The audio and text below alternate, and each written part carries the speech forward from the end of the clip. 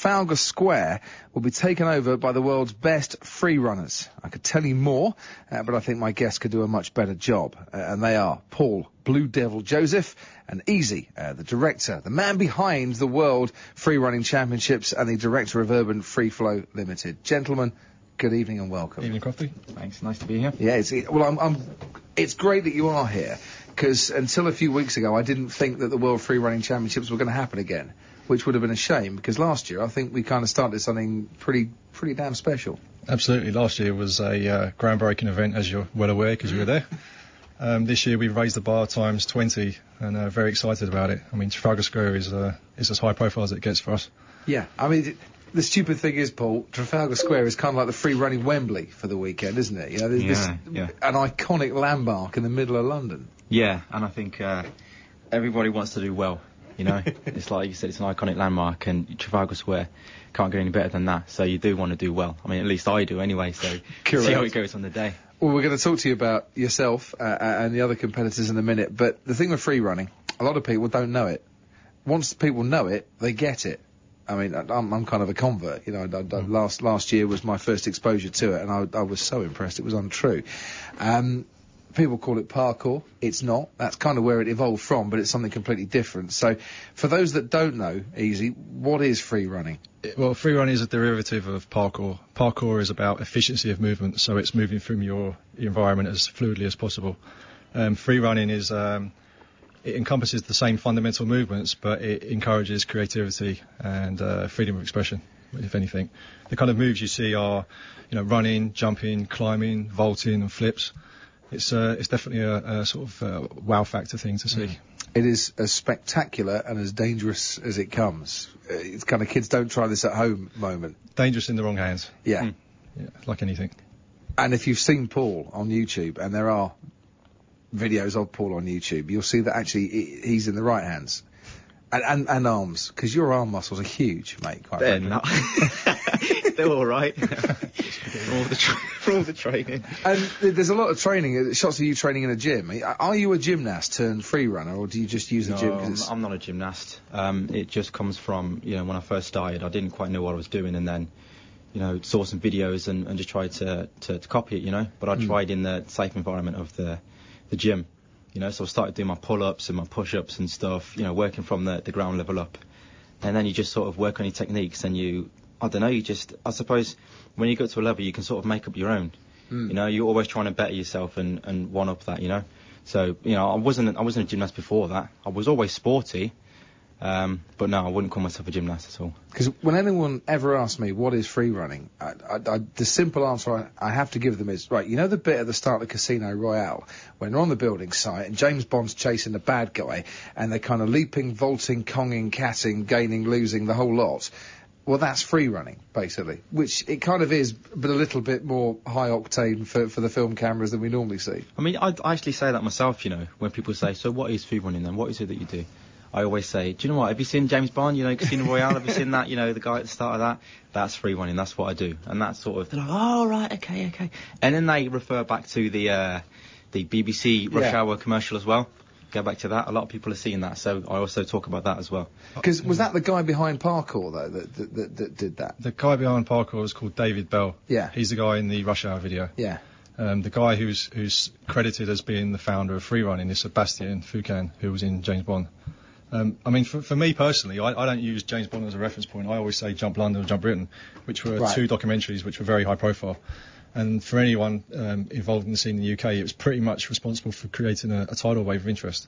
So that we were involved in Jump Britain, that pretty much launched us, and it's become a full-time thing now. I mean, Andrew texted on 07786 200 949 to say, are there classes? Can you do free running classes? Absolutely. We run academy classes during the week. We've got instructors that teach outside, something for everybody, very safe. You know, we teach all the fundamental moves, very easy to pick up. It's great fun. How easy is it to stand still, jump up and do a somersault and land back on your feet? Oh, that's a bit more advanced you're talking there. Well, like, you know, when you first start, you talk about, you know, basic movements. So when we do classes and stuff, like when I'm teaching outside, for instance, you know, I'll make a mark on the ground, then I'll make another one, like, you know, a metre from that, make another mark, and then practice jumping from that line and landing on that one, you know, bending the knees, landing on the toes, absorbing the impact, that sort of stuff, and repeating that like 20, 30 times. And then, you know, from that, make the gap a bit bigger, or maybe, you know, do it from a curb or, you know, something like that, just slightly raised, and then just slowly work it up. And then, you know, when you're learning in that sort of environment, then, you know, you're not going to get injured because you're doing it correctly. Precision jumping is the way to start. Yeah, precision jumping. And then we can get onto a cat. Which, by the way, is for those that don't know, and I've been doing my research today, it's where you leap and you hang. That's your cat. Well, kind of. Yeah, it is. You hang. That's your cat. Sort of. Yeah. What is it then, boys? Can't believe. Cat leap is when you jump from something and you, like you said, you grab onto the wall or whatever, but your feet are quite high up and your feet land in that position and your hands also land in that position. So, you know, you don't grab it and then you don't splat you're against kind of something anchored in place. But going back to the whole teaching thing, the reason why we started the teaching is off the back of Jump Britain. Yeah. We had like people from different schools saying this is fantastic. It's encouraging kids to start moving again. However, they're just going for it. So we need to harness this some way. So we've always been really conscious about teaching the safety aspect, and, you know, our key phrase is start slow, stay low. You know, what you see in you know, Casino Royale and all the other high profile stuff is all the big jumps and the roof gap jumps, stuff like that. But what you don't realise is in these instances we have crash mats and safety wires and stuff like that. So especially through the internet, we always get the message across that, you know, we do use these and we don't make any secret about it, you know. Last year in the World Championships at the Roundhouse, you did use crash mats. Yes, we did. This year in Trafalgar Square, you're not using crash mats, are you? Not at all. If anything, it kind of broke the flow. What we're looking for ultimately in the competition is for people to move fluidly. Yeah. And the mats we used last time, if anything, were too soft, and it led to people falling over, and it just didn't look very clean. So we've lowered the size of the obstacle. So as opposed to being 8 foot tall, they're now 7 foot tall. Right. Which means that there's not so much impact on the legs, and this will open up the movement hopefully. Did it also encourage the athletes to do more spectacular moves rather than just concentrate on here's the A to B and get from A to B using the space properly? I think it sort of encouraged them to, you know, I mean, when we're in the gym, we're practicing moves that we've never really done before. We have big, massive crash mats, and you know, it doesn't matter if you land on your head or your back or something because it's all squishy. And at that competition, there was big, massive mats, and then people would get to the edge of the platform with the big, squishy mats down below, and you know, they'd be doing things that they knew they probably wouldn't land, but they could try anyway because they had that security there. So they were trying their double backflip with the twist in there, and it didn't matter if they splatted on their front or splatted on their back or something. They could just get up and carry on running. Whereas if there was no mats there, there's no way they were going to do that sort of movement, you know. So it's encouraging people to move as they would, you know, outside a normal environment. So I think it's the best way forward. Yeah, and it's not just the flips and the spectacular jumps. There was a guy, Livewire, who I think is coming back this year, who does a lot of upper body stuff, does a lot of flag stuff, and amazing strength and control with his upper body, which actually looks, I think, as stunning as the guy who's done 3 triple somersaults and lands not quite cleanly. Well, with him, he stood out from the crowd because you had, I think it was 24 athletes. They were all moving in the same kind of way, but when he stepped up, he was doing all the handstands and the flags, stuff like that. It really sort of caught the eye and stood out from the crowd, so it's great. I mean, we're just wanting to see people that are moving, you know, that's it really, just creative movement. And he's fired up for this one as well, so. You do flags, Paul? Is that part of your set? I can do, yeah, but nowhere near as good as Tim, so I think I'll just leave that to him. Yeah. It's a speciality. Paul and Easy are involved with the World Freerunning Championships. It's at Trafalgar Square on the 15th of August. What are we going to see that night, Easy? You're going to see 27 of the world's best freerunners representing 16 nations coming to bust out, basically. It's going to be a visual display of movement. Everyone's going to love it. What's the set like? Because you can't call it a course because there's no set way to get from obstacle to obstacle. Well, there is, but generally on the street, there's kind of obstacles we're looking for. They're kind of mapped out far apart. Whereas what we've tried to do here is we've tried to make everything so it's close in proximity, allows for combinations to be made and all the big jumps and stuff. So, if anything, it's pretty much a free run in heaven. You know, it's a beast of an obstacle, but it's got everything you need there to create movement. Have the athletes been involved in setting this up? Have you made representations that we kind of like this and here and we like that there? Yeah, I went with Easy to the meeting where we was actually designing the whole thing, you know. And the guy that was there was saying, you know, Blue, you know, as a free runner, would you like this here or would you like this there? And I was like, okay, I would like this here, blah, blah, blah. You know, just seeing it from my perspective, you know, helps them a lot. So, yeah, that was pretty cool to help them, you know, set it up. Where did the nickname come from? Blue. Yeah. Do you know what? It goes back to way back when I used to play a lot of basketball. And I used to watch an American college team called the Duke Blue Devils. And I remember one time I was setting up my Hotmail account, and I used, what shall I use? Blue Devil, I just thought to myself. And it just stuck from there. And then when I found out that, you know, this sport was called parkour, I was looking on the internet, trying to find some guys to practice that I could train with. Got on the internet, found a guy called Easy that was setting up a website, blah, blah, blah. And then when he set up Urban Free Flow, when you join that, I didn't use my name Paul Joseph when I joined the message board or whatever. I used Blue Devil because everyone had these like nicknames and stuff. And I thought, yeah, I'll put my my Hotmail name on there. And then because I spent so long talking to these guys on the internet, when we actually met each other, it was like, Blue Devil, Easy, you know. And the name's just stuck from then, and it just hasn't changed in the last 5 or 6 years, you know. Because it's 6 years you've been doing free running, isn't it? So, kind of what inspired you to get into it? Because the whole Casino Royal thing, I don't know, that might have been 6 years ago, but I don't think it was. Not Jump Britain might have been around there. We started Jump Britain. Yeah. Jump London came 6 months after we'd formed.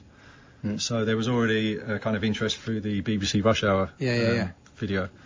But we started out as just a bunch of guys training, jumping about. We didn't really have a clue what we were doing. There were no resources in place like there are now. And it's a case of kind of finding the biggest tree to jump out of. Yeah, crazy days. So what was the inspiration then, Paul? I started when I saw the BBC commercial. Cool. Rush Hour. And I was at uni at the time, actually. And I remember seeing it for the first time.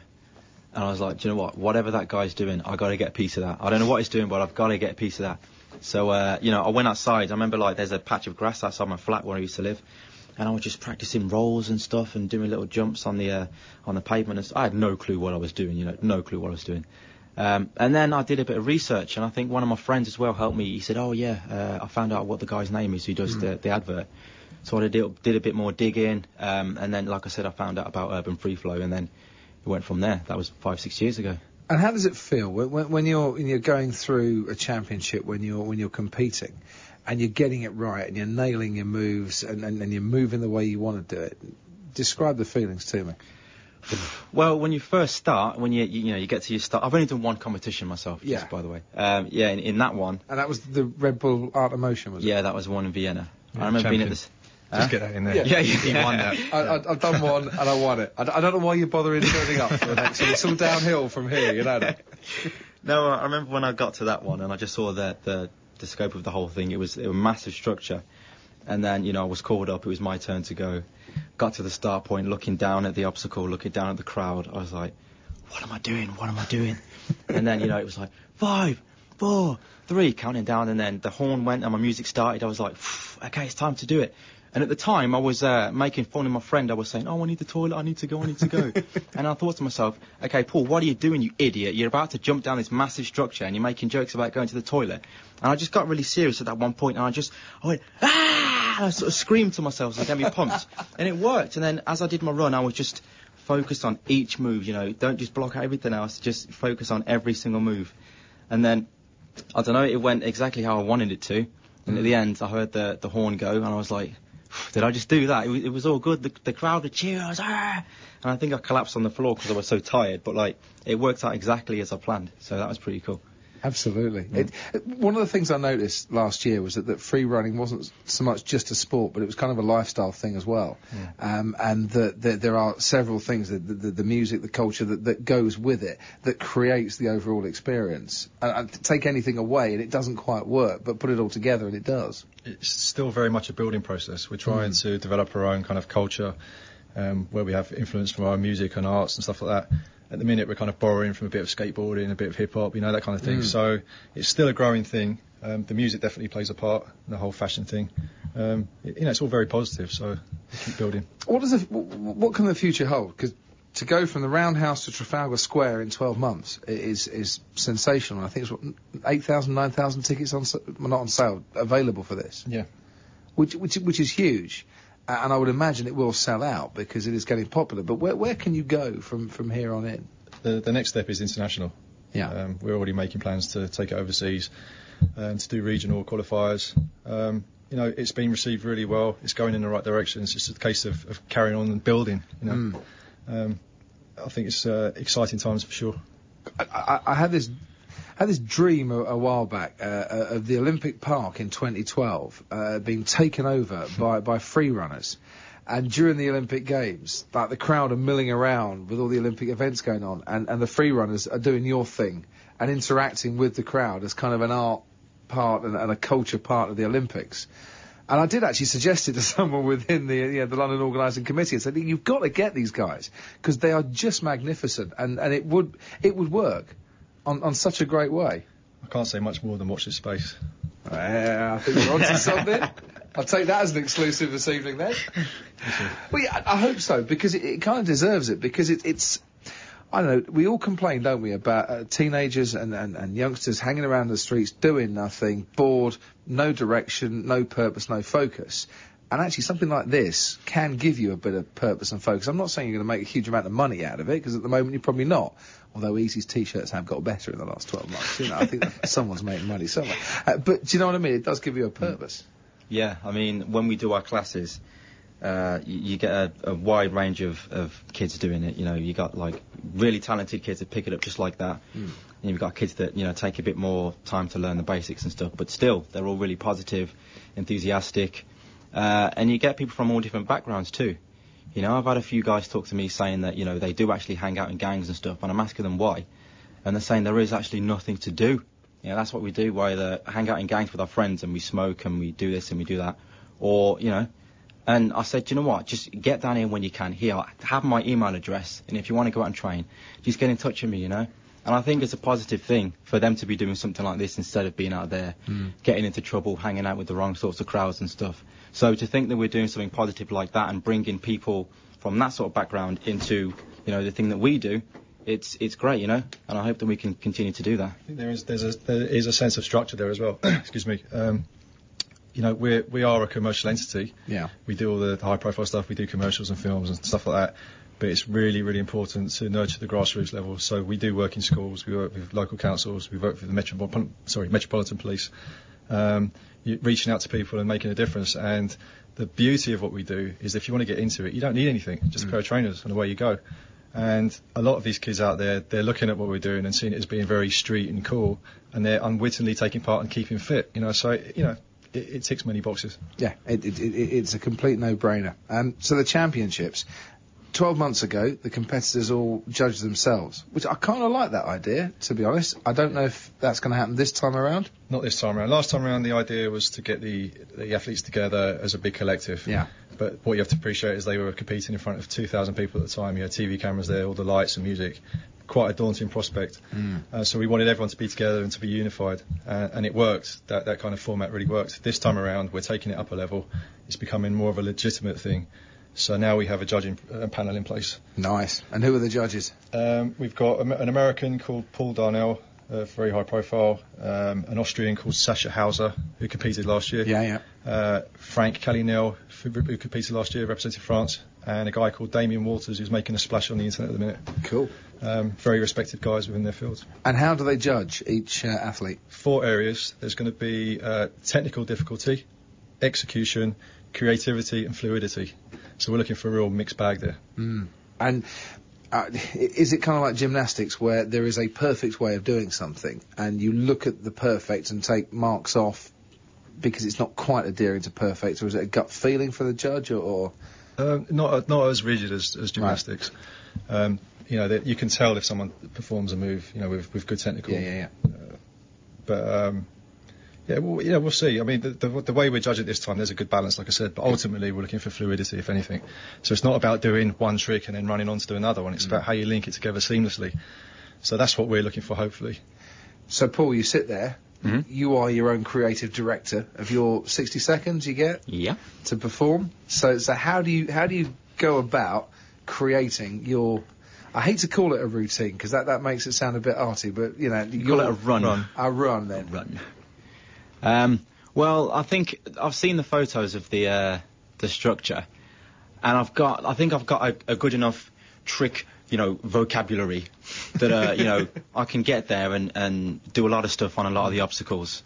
But then, you know, you can have a certain plan in your mind what you want to do in a certain place, and then when you actually see the structure, that all goes out the window because it's either a lot bigger or longer or whatever it is. So I'm just gonna wait till the day, have a look at it, see what I can and can't do, and then for the more ambitious stuff, just really think about whether it's worth going for it, because if it's bigger than I thought, then is it worth injuring myself, blah blah blah, that sort of stuff. But like I said, I think I've got a good enough trick vocabulary. I've got enough tricks in the bag that I can perform a lot of tricks in a lot of places there, so I think I'm going to do all right. I hope so. I think he undersells himself as well. I mean, I've been harping on at him for years to compete. I think he's so much natural ability. But it wasn't until the Red Bull competition where he stepped up and he absolutely killed it. He was on fire. And I think if anything, it's been a real confidence boost. So it was actually.